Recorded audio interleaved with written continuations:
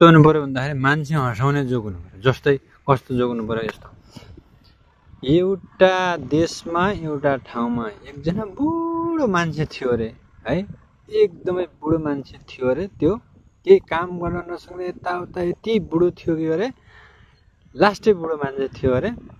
त्यो मान्छे बच्चैमा मर्यो अरे क्या। यस्तो हुनु पर्यो जोक, हो कि नै? अनि यता जोक भनेको छ तपाईँको हाँस्नै मन नपर्ने जोक बोल्या रहेछ भने त मान्छेले हेर्न पनि छोड्छन् नि। जस्तै अब एकजनाले उता खाना खाइरहेछ अथवा त्यो कुरा दिमागमा हल्का सुने पनि लास्ट इन्डिङ पोइन्टले चाहिँ तपाईँको त्यो जोकले चाहिँ हँसाउनु पर्यो क्या, होइन? इन्डिङ पोइन्ट राम्रो भएन, मजा भएन भने मान्छेले जोक पनि हेर्दैन, होइन? जोक हेर्ने भनेको तपाईँले हाँस्नको लागि बनायो नि त जोक भनेको, होइन?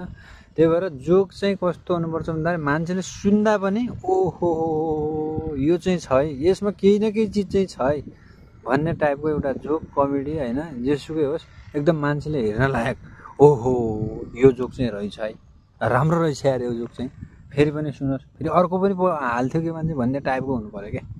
अनि छैन त्यो त्यसै आमा उगेर कहाँबाट हुन्छ अनि?